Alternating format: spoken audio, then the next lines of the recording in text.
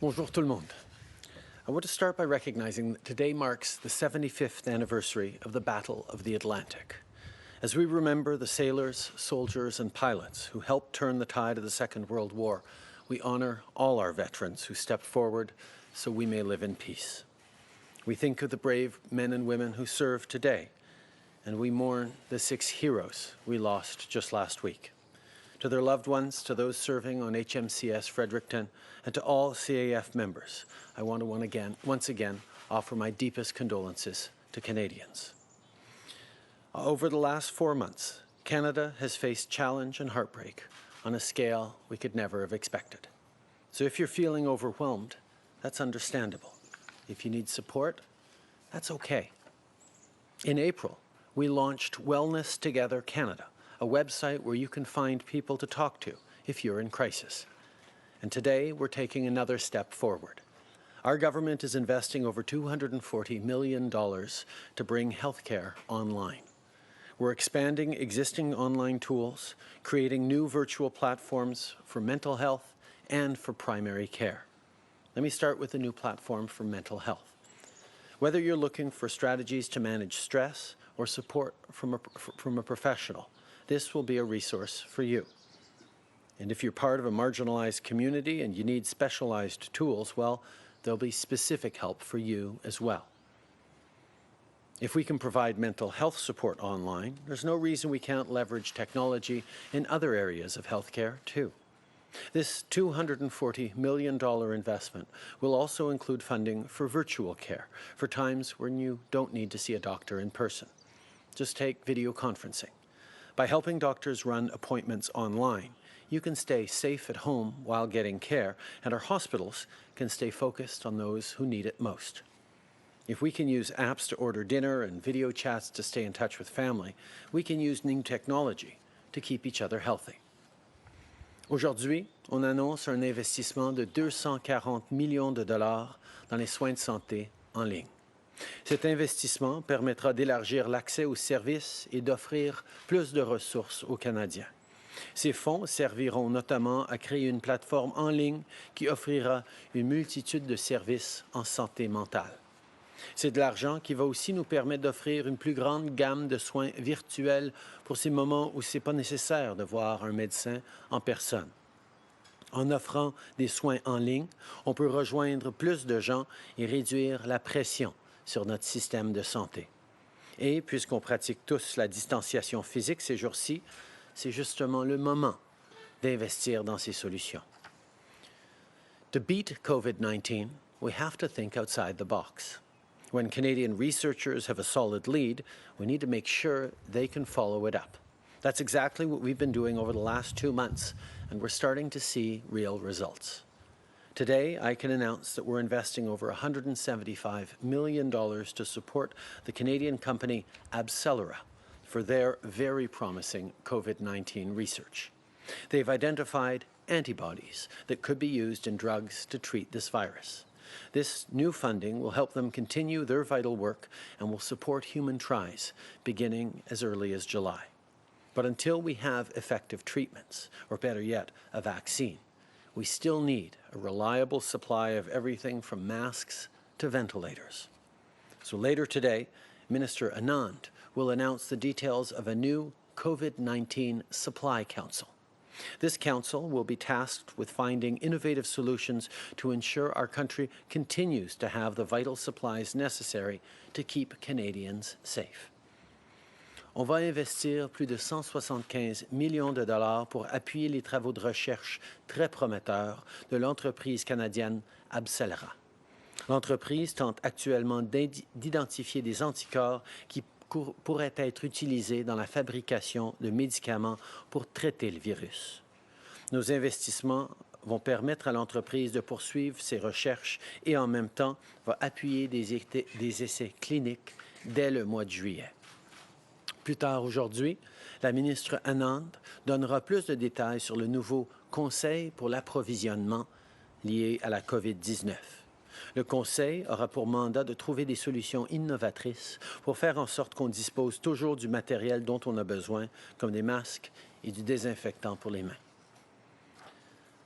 I want to end today, as I do most Sundays, talking to families, to parents. I know this is a tough time right now to be raising kids. Right now, you should be able to focus on keeping your family safe, not about worrying about the bills.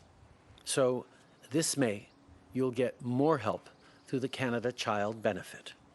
When you receive this month's payment, you'll see an extra $300 per child. For families with 2 kids, that means an extra $600. For 3 kids, an extra $900, and so on. This is money for whatever you need, whether it's online tutoring or groceries. And to all the kids out there, I know things are hard for you too. I know you miss your friends, and it's not always easy to do your schoolwork online. But this isn't going to last forever. So keep planning fun things to do with your friends once this is over. Keep up on your homework, and remember, we're going to get through this together. So thanks for all your help around the house, with your parents, and in sticking together through this difficult time. Si vous êtes un parent, on met plus d'argent dans vos poches ce mois-ci. Vous allez voir quand votre paiement pour l'allocation canadienne pour enfants va rentrer dans quelques semaines, vous allez recevoir $300 de plus par enfant. C'est un $600 de plus pour 2 enfants, $900 de plus pour 3 enfants et ainsi de suite pour subvenir à vos besoins, que ce soit pour le tutorat en ligne ou l'épicerie. C'est dur ces jours-ci pour les familles. Donc, on donne aux parents un coup de pouce pour leur faciliter la tâche. Mais je sais que c'est dur pour les enfants aussi. Vous vous ennuyez de vos amis. Vous avez le goût d'être dehors et d'aller au parc. Je sais que vous avez hâte que tout ça soit fini. Bien, la bonne nouvelle, c'est qu'on a parcouru beaucoup de chemin au cours des dernières semaines, mais on doit continuer. Je sais que ça peut être tough, mais c'est vraiment important que vous contribuiez autour de la maison, que vous aidez vos parents, que vous restiez positif, parce qu'on va passer à travers. Si tout le monde continue de faire sa part, on va y arriver. Merci. Merci beaucoup, Monsieur le Premier ministre. On va commencer la période de questions par le téléphone. Opérateur, c'est à vous. Thank you. Merci. Première question, Lina Dib, La Presse canadienne. À vous. Bonjour, M. Trudeau. J'aimerais d'abord une précision sur les 240 millions de dollars. Étant donné que c'est les soins de santé, est-ce que c'est de l'argent que vous transférez aux provinces? Et puis ma question de départ, c'est, on a entendu Mike Pompeo ce matin parler de preuves immenses que le virus vient d'un laboratoire de la ville de Wuhan. Je voudrais savoir, est-ce que vous avez vu ces preuves dont le secrétaire d'État américain a parlé ce matin? C'est de l'argent pour la santé mentale, pour les services de santé en ligne qui sont offerts à différents niveaux. Et oui, il va y avoir de l'argent pour les provinces là-dedans. Par rapport à comment et où ce virus a commencé, je sais que c'est intéressant de savoir, mais nous, notre préoccupation, c'est vraiment de savoir qu'est-ce qu'il faut faire maintenant et comment on va aider les gens maintenant. Les questions vont continuer de se poser, on va continuer de chercher des réponses, mais vraiment, notre priorité pour les semaines à venir doit être sur tout ce qu'on peut faire pour protéger les Canadiens actuellement. Donc, est-ce que je dois comprendre que vous n'avez pas vu ces preuves dont les Américains parlent? Il y a plusieurs théories, plusieurs préoccupations, plusieurs hypothèses de comment ça aurait pu se passer, mais pendant que ça se passe, ma priorité, c'est comment on gère la situation. Après, ce sera le temps de poser plus de questions et de vraiment aller au bout de comment ça s'est passé. While this is happening, our focus needs to be on what is happening and how we help it. There will be much time in the coming weeks and months for reflecting on how it happened and how we can prevent it in the future. But for now, my focus is on how we make sure Canadians get all the help they can right now. Thank you. Operator, next question. Thank you. Merci. Next question, Lee Berthum, The Canadian Press. Line open. Yes, thank you, Prime Minister. I just wanted you, if we could speak to a different topic for a second. Premier Doug Ford yesterday took aim at your measures around the assault rifle ban, suggesting that the money for buybacks would be better spent on border security and cracking down on smuggling. Could you respond to his comments, please? We know that there is more to do on strengthening gun control in this country, which is why we're going to be moving forward when Parliament allows it with stronger measures around borders, stronger measures around safe storage, measures around handguns to permit municipalities to ban handguns within their city limits. We know there is more to do, but we also know there is no place in Canada for guns specifically designed to kill the largest number of people in the shortest amount of time. That is why we are moving forward with a ban on military-style assault weapons. Okay.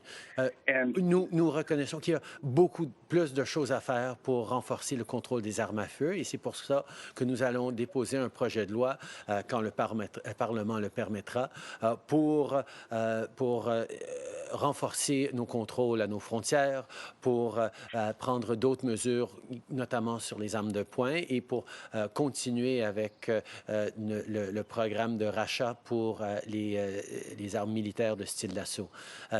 Mais en même temps, je peux souligner que nous reconnaissons qu'il n'y a aucune place pour des armes qui ont été inventées pour tuer le plus grand nombre de gens dans le plus court laps de temps.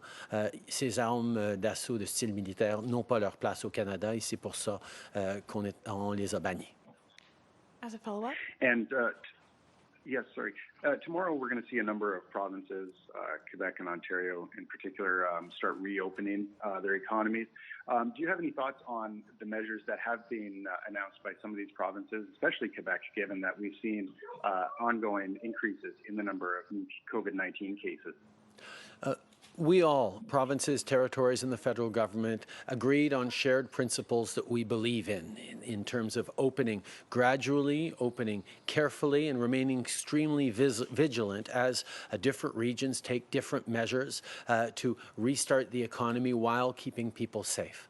Our focus every step of the way is going to be to support Canadians across the country as we move through these next steps. Different regions will have different measures to bring in at different times, and our job is to make sure we're supporting them as best we can as we go through this carefully and step by step. Okay. Les différentes provinces vont agir différemment. Nous avions tous convenu sur des principes de base, des éléments nécessaires pour une ouverture graduelle en faisant très attention. Notre rôle en tant que gouvernement fédéral, ça va être là pour appuyer les provinces dans les décisions qu'ils vont prendre, pour être là pour aider tous les Canadiens d'un bout à l'autre de ce pays pendant que leurs différentes régions commencent à prendre des mesures selon leur perspective sur ce qui est approprié en ce moment dans cet endroit-là. Merci. Opérateur, prochaine question. Thank you. Merci. Prochaine question, Joël Denis Bellavance, La Presse. À vous. Bonjour, M. Trudeau. Je vous pose une question sur l'entrée en vigueur de l'accord de libre-échange nord-américain. Il y a les producteurs laitiers qui estiment avoir été floués, induit en erreur en se faisant dire que l'accord entrerait en vigueur le 1er août. Est-ce que c'est le 1er août ou le 1er juillet? On a toujours été très, très clair avec les producteurs laitiers et les Canadiens d'un bout à l'autre de ce pays que nous allions essayer d'affecter l'entrée en vigueur dans la mesure du possible, mais qu'on ne pensait pas pouvoir convaincre les Américains d'attendre pour l'entrée en vigueur dès le 1er août. En ce cas-ci, on voit que l'entrée en vigueur sera le 1er juillet, mais comme j'ai toujours dit, il y aura une compensation pour les producteurs laitiers. C'est un bon accord pour tous les Canadiens, mais on comprend que c'est un accord qui a besoin de faire suite à des compensations pour nos producteurs laitiers. En suivi, M. Bellavance? Okay, merci. Oui, autre question. Est-ce que si jamais la Ligue nationale de hockey reprend ses activités, est-ce que les joueurs de hockey qui pourraient venir de l'Europe, par exemple, et qui n'ont pas le statut de résident permanent, est-ce qu'ils auraient l'occasion de franchir la frontière librement, même si la frontière n'est pas ouverte aux voyageurs non essentiels? Je pense que c'est une question sur laquelle il va falloir se pencher. Certainement, au strict minimum, quiconque arrive d'un autre pays va devoir suivre toutes les règles de quarantaine de façon extrêmement stricte, mais on n'est pas rendu là dans nos discussions avec la LNH encore. On reconnaît que c'est une possibilité, mais ça dépendra d'énormément de choses et je ne veux pas m'avancer sur des hypothèses là-dessus tant qu'il n'y aura pas plus de discussion. Merci. Opérateur, dernière question. Thank you. Merci. Next question, Justin Ling, freelance. Line open. Good morning, Prime Minister. I want to follow up on Nita's question about this intelligence assessment. The Fox News is reporting that American intelligence is saying there's now a growing consensus amongst major intelligence partners that COVID-19 was actually leaked from the Wuhan government lab. Is that not your position? I mean, if the American government is saying there's a consensus, is it not sort of incumbent on you to clarify Canada's position, given we are a member of the Five Eyes intelligence partnership? We have been cooperating and working with our Five Eyes partners from the very beginning on various intelligence that has come out on this and other subjects. We will continue to work with intelligence agencies around the world, not just the Five Eyes, but friends and partners as well, and look to find answers to the many questions people are asking. But it is still too early to draw firm conclusions, and indeed, our focus remains on how we are working to protect Canadians, how we are ensuring that Canadians have our entire focus right now and our entire ability to support them through this time. Follow-up? So when you say that it's too early to draw firm conclusions, is it fair to infer from that Canada has not come to the conclusion that this was sourced from a Chinese lab? And is there any sort of investigation being ordered either by CSIS or CSE to investigate those claims?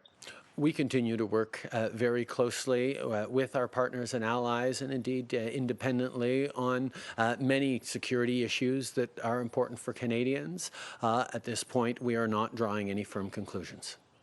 Marika Walsh with the Globe and Mail. Prime Minister, can you tell us more about the Supply Council? What specifically will it be focusing on and how long is its mandate? From the very beginning, we've made it an absolute priority to procure the necessary personal protective equipment for our frontline workers in this country. We have managed to work with the provinces on sourcing necessary products from around the world so that we've been able to meet the demand across the country. At the same time, we recognize that it was important to develop our own domestic capacity for PPE, and that is coming online now.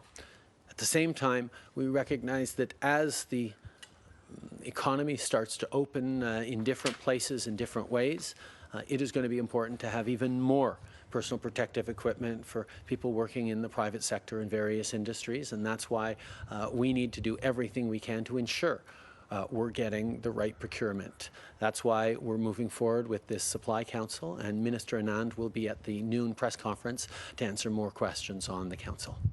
And on the reopening and how PPE interplays with that, should Canadians expect to be required to wear masks more frequently as this reopens? We've already seen on airplanes that masks are now required. Where else will we see that happen? I think what specific rules will be in place will depend on the jurisdiction and the region in which people find themselves. We see very different realities right across the country. But certainly, social distancing rules will continue to apply, and using masks in situations where it's more difficult to use full social distancing is going to be very important as well, and I'm certain we will be seeing more people using masks. Okay. Les différentes règles qu'on va voir à travers le pays vont être mises en place par les autorités locales, mais c'est certain qu'au fur et à mesure qu'on avance et qu'on doit continuer avec la distanciation sociale dans des situations où c'est plus difficile de faire la distanciation sociale, comme les avions, certainement qu'on va voir des gens utiliser de plus en plus de masques. Prime Minister Janet Silver, Global News. Will your government be putting forth any sort of fiscal update this month in terms of new government spending related to COVID-19, and would that include plans to start reducing the deficit? We're going to continue to stay transparent on the investments we're making to help Canadians through this. We knew from the very beginning that one of the best ways to keep people safe and healthy was to give them the capacity to socially distance, to stay home, to isolate. And that meant sending income supports through the Canada Emergency Response Benefit, through the wage subsidy, through loans for small businesses, through many other measures of support for different groups. We know that the best way to stay healthy is to support Canadians while we go through this difficult time. We have been open and transparent about that every step of the way, and we're going to continue to be open and transparent with Canadians about the investments we're making to keep us safe and the investments we'll be making to get our economy going. Our economy was strong before we went into this, and we have tremendous confidence in Canadians' ability to come roaring back as we reopen in a gradual way. And that's why we are confident about the future of the Canadian economy, and we will have, of course, more updates and more to say about that as time moves on. And with regards to gun control, the grandfather clause of these measures seem to allow owners of these guns to apply to keep them in some sort of fashion. And I'm wondering, is it really a ban if some people can still keep those guns? We know that banning military-style assault weapons was an important step in keeping Canadians safe. That is something that we have done because guns designed to kill the largest amount of people in the smallest amount of time have no place in Canada. We've brought in a 2-year amnesty so that people who've purchased those guns legally will have time to be able to comply with the regulations the regulations we've brought in, and the buyback program and legislation that we're going to move forward with at the first opportunity when the House turns its attention to things other than COVID. That means that we are going to keep moving forward on reducing the number of assault weapons in this country. The details on the buyback program, the details on the rules as to what happens at the end of this amnesty period will be worked out in legislation with other parties, with the stakeholders across the country. We're going to take this very, very seriously because we, as Canadians know, are deeply committed to keeping people safe and strengthening gun control in this country. Prime Minister Rachel Haynes from CTV National News. Following up on the gun question, the day that you announced the gun ban during your election campaign, you first toured around the Danforth where a shooting had happened by a handgun. We know that almost 60% of all firearm-related deaths in Canada use a handgun. You keep saying that there's no place for military-style weapons in Canada, but why is there still a place for handguns in Canada? And what evidence is there that shows that banning the guns that you chose will actually curb gun violence here? We've seen far too many mass shootings in which military-style assault weapons were used to kill innocent Canadians. In Sainte-Foy, recently in Nova Scotia, back at École Polytechnique 30 years ago. We've seen far too many cases in which these guns have caused devastation to families and communities, and that's why it was time to ban them. This is something that we were able to do through regulation, so it didn't require legislation. But new measures that we intend to bring in on allowing cities the ability to restrict handgun use and handgun ownership are going to be brought in as we work on legislation, as the House turns itself to measures other than COVID-19. And we know there is going to be broad support across political parties to do just that. Okay. Nous avons pris des mesures concrètes maintenant pour limiter l'accès à des armes d'assaut de style militaire parce qu'il y a eu beaucoup trop de tueries, beaucoup trop d'innocents perdus à cause de ces armes à feu depuis 30 ans au Canada. Il était grandement temps d'agir là-dessus. Mais il y a plus à faire et c'est pour ça que de donner aux villes la permission et la capacité de bannir les armes de poing dans les mois et les années à venir va être important. Donc, on va travailler sur un projet de loi là-dessus, justement avec les partis qui sont d'accord avec nous et avec tous les différents groupes qui veulent voir plus de contrôle d'armes à feu dans ce pays. Good morning, Prime Minister. Ashley Burke, CBC News. I'm hoping you can tell us about the Spartan Cube test setback. There are provinces, including Quebec, that have purchased these. They're set to reopen starting tomorrow. What concerns do you have, or what does this mean moving forward if there are provinces that are relying on this to ramp up their testing to reopen? We have said from the very beginning that in this unprecedented crisis, we needed to move very, very quickly. We moved quickly on economic measures, but we've also accelerated the testing, the approval, the processes by which we can get potentially life-saving measures out there to Canadians. But when we do that quickly, there are going to be new facts that come in and situations that evolve that will require shifts in our postures. That is why we're being as nimble as we possibly can to respond to what's working, to what perhaps isn't working as well as we had hoped it would, and we will always need to adjust every step of the way as new information comes in on a daily basis through this pandemic, through this crisis. Similarly, provinces will have to adjust to new realities and adjust to successes and challenges as they come up. We know that one of the things that Canadians expect us to do is react quickly as new information comes in and new understanding gets gleaned, and that's exactly what we'll do. On a su dès le début qu'il fallait qu'on agisse rapidement dans cette crise, dans cette urgence, pour assurer qu'on faisait tout ce qu'on pouvait pour protéger les Canadiens. Et c'est exactement ce qu'on a fait en investissant, en regardant des nouvelles façons de traiter, de sauver des vies. Mais quand on fait ça rapidement, on apprend aussi rapidement différents niveaux de succès ou de défis associés à certains processus, certains équipements. Et donc, on continue de réagir et de répondre. C'est ce à quoi les Canadiens s'attendent. Et dans les provinces, les gens vont devoir regarder cette nouvelle information et décider si ça change leur approche, si ça change leur posture. Je pense que les Canadiens ne s'attendent pas à ce que tout ce qu'on dit soit parfait pour les mois à venir. Ils s'attendent à ce qu'on ajuste le tir quand nécessaire, et c'est ce qu'on est en train de faire. Bonjour, Philippe Vincent Fossé de Radio-Canada. Une question concrète pour vous encore. Est-ce qu'on a assez de tests de dépistage, notamment avec ce qu'on apprend sur Spartan, pour rouvrir l'économie québécoise, pour rouvrir l'économie de la Saskatchewan? Est-ce qu'on en a assez? Ça, c'est des décisions que devront prendre les gouvernements régionaux, les gouvernements provinciaux et territoriaux.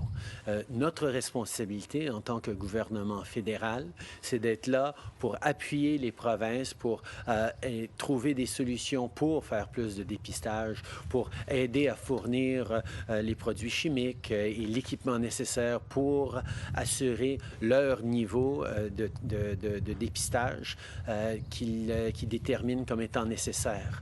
Notre rôle est d'appuyer les provinces dans les décisions qu'ils font et c'est aux provinces justement de voir s'il y a des nouvelles informations qui veulent dire qu'ils peuvent aller plus vite ou s'ils devraient freiner un petit peu. C'est à eux de le faire, c'est à nous d'être là pour les aider dans leurs décisions. I think one of the things we need to understand is it is to the provinces to determine what is the right step for them, given the tools they have, given the profile of the disease that they're facing. Our job as a federal government is to be there to help provide them with the equipment they need, the support they need as they make the right determination in their region, in their territory, in their province. We know that there are very different situations right across the country, and the federal government needs to be there to support the provinces in the different approaches and strategies that they take. Donc, vous ne dites pas clairement, oui, on a assez de tests pour ouvrir l'économie. Est-ce que vous comprenez donc qu'il y a des gens qui puissent être inquiets et ces gens-là vont se demander si jamais on a une deuxième vague qui arrive au cours des prochaines semaines alors qu'on ouvre l'économie, le fédéral, est-ce qu'il peut prendre le contrôle et dire là, c'est assez, on referme tout? Est-ce que ça, c'est quelque chose que vous pouvez faire? Ma responsabilité, c'est de travailler avec les provinces pour qu'eux, ils me disent, nous avons besoin d'avoir ce niveau de dépistage. Est-ce que le fédéral, vous pouvez nous aider à atteindre ce niveau-là? Et oui, notre rôle et notre responsabilité, ça va être d'aider les provinces à atteindre ces cibles-là. Nous répondons aux demandes, aux réalités qu'eux, ils voient sur le terrain. Notre rôle est là de chapeauter les efforts à travers le pays pays, mais de respecter ce que les provinces sont en train de faire pour réagir. Et si jamais une province commence à rouvrir et voit que malheureusement il y a une remontée ou une explosion de cas, ce serait à la province de réagir. Et je sais que les habitants de cette province vont certainement souligner qu'ils veulent voir une approche différente.